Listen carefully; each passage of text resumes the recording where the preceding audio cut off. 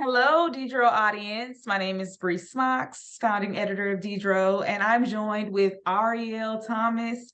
We're going to get into who this lovely woman is. First of all, I want to thank her and appreciate her for bringing me into Delta Sigma Theta Sorority Incorporated. So first of all, she will always get, I mean, hands down, hands down, hands down. And she's also a travel advisor. She's a businesswoman. She's educated. She's a queen. I adore her. So we're going to get into more of what she does. We're at the fourth installment of Giving Black Women Their Flowers.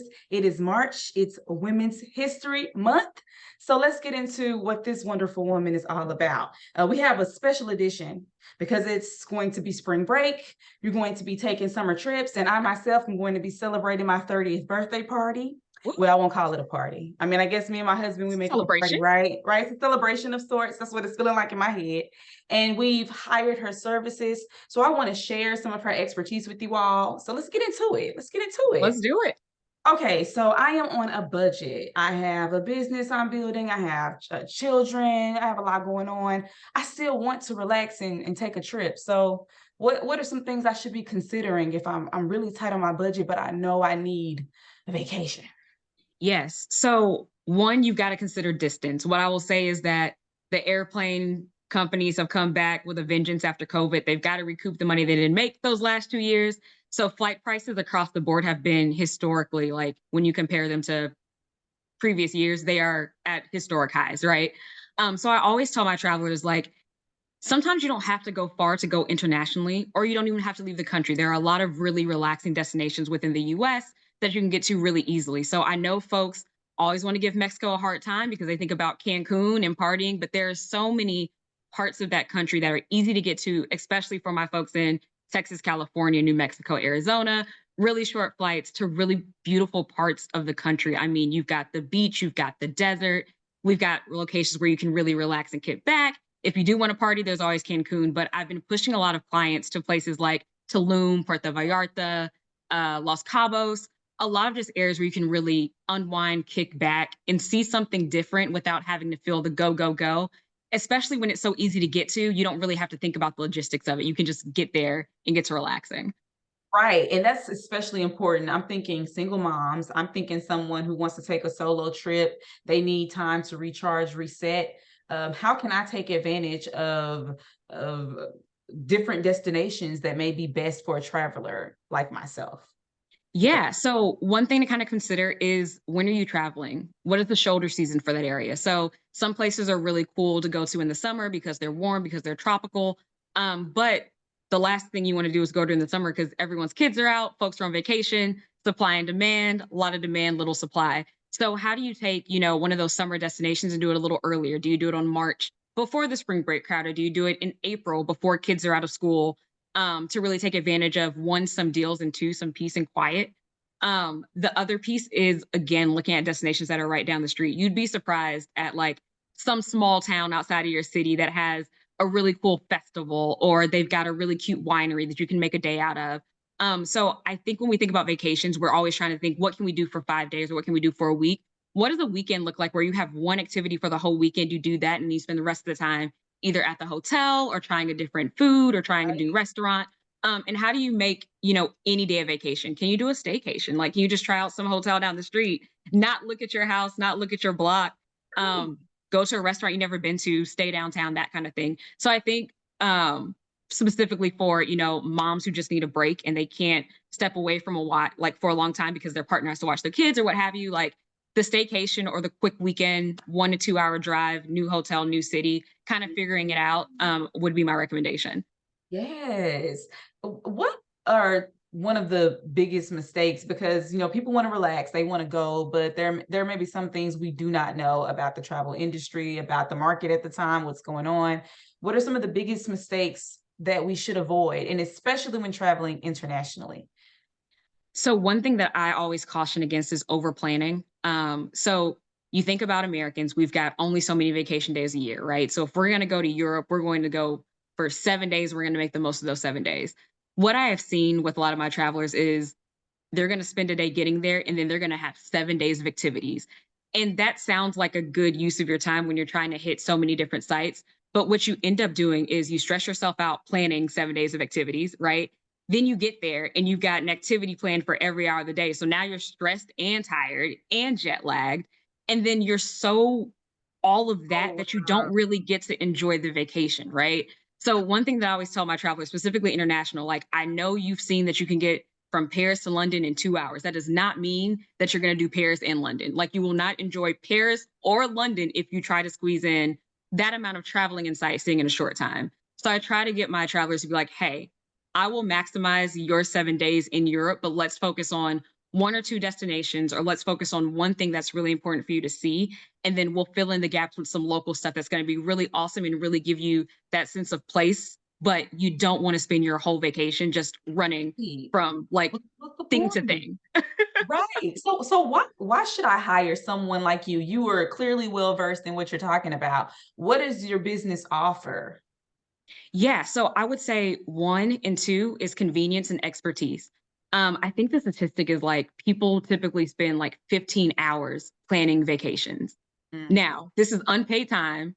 You're reading every Google review. You think this hotel might be clean. You think the food at this restaurant might be good. Some people said it was good. Some people said it was bad. You don't know. It's Right. a 3.5. Should I be Yes. going for the 5? Like you eventually just get overwhelmed with information.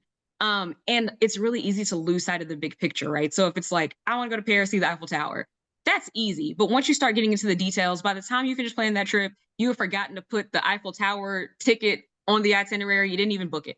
So I still have that to say, when it's something that you don't do on a daily basis, it's really hard to get into a rhythm to make yourself really efficient.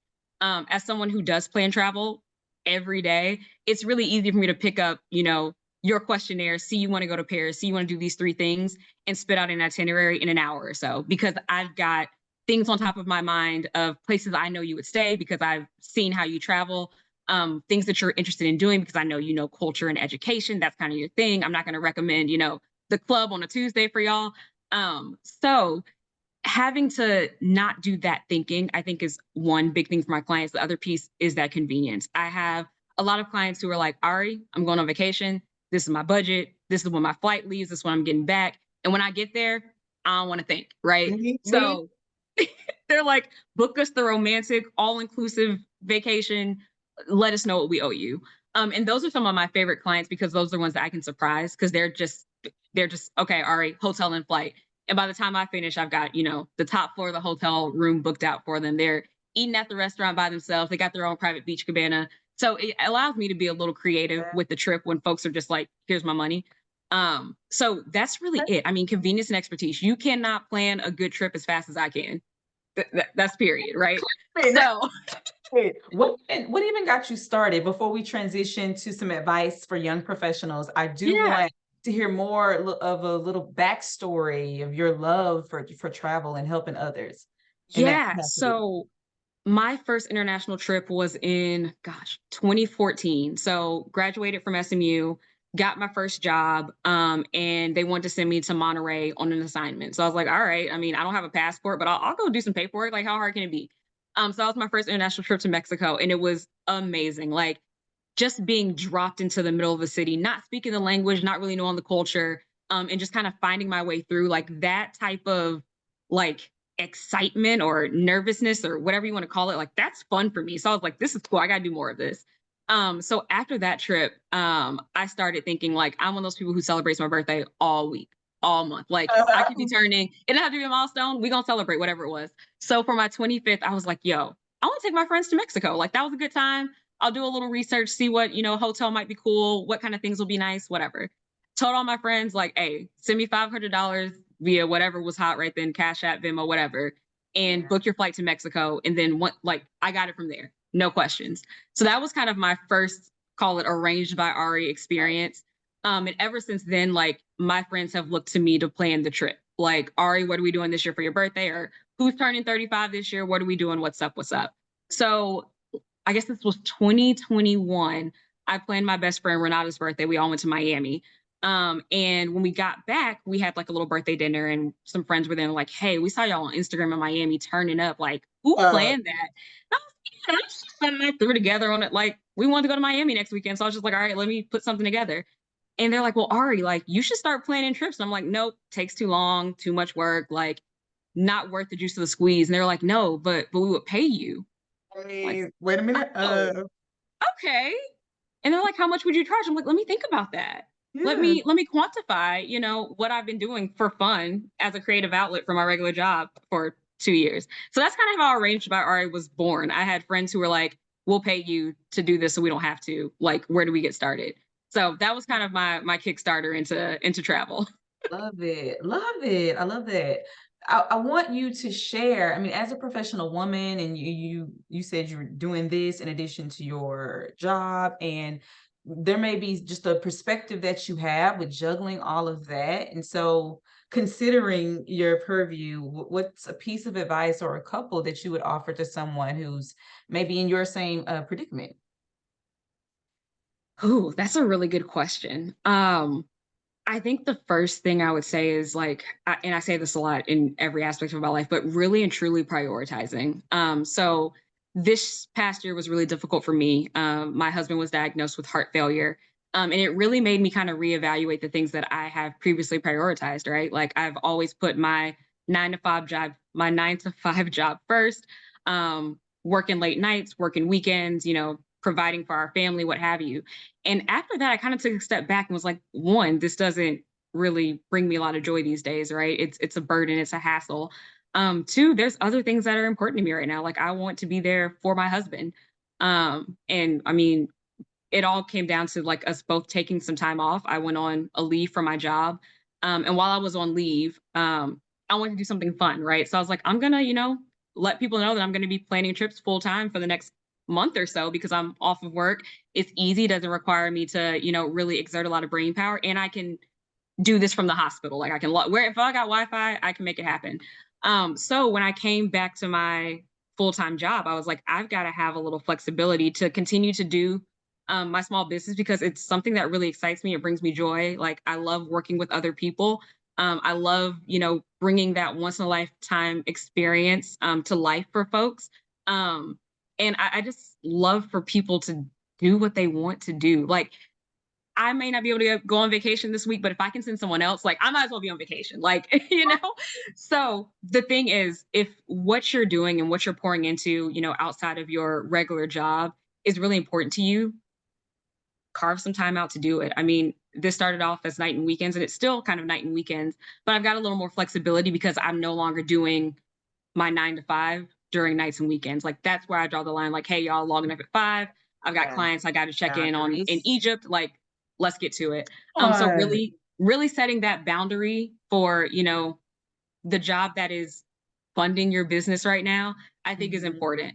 I love my job. Like I'm an accountant. I love the numbers. Like it Yeah. works. Yeah. And I like to do both of these things, but I have boundaries in both places, right? So I know that I'm not going to work on Arranged by Ari between 8 to 5 on the weekdays. And that's okay. That's fine. I send those Yeah. emails out at night. My clients know I'm working. But like it's boundaries and priorities, like understanding what are the 3 things you care about, where do you draw the line, and not letting anyone pull you or push you off of those things.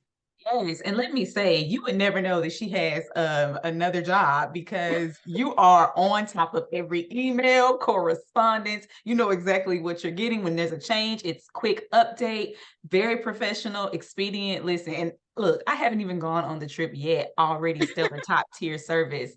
So I appreciate you joining us. We are giving you your flowers. Thanking you for turning your hobby into a small business. We are going to support Arranged by Ari. Check out the spread in Diderot magazine. Thank you and happy Women's History Month.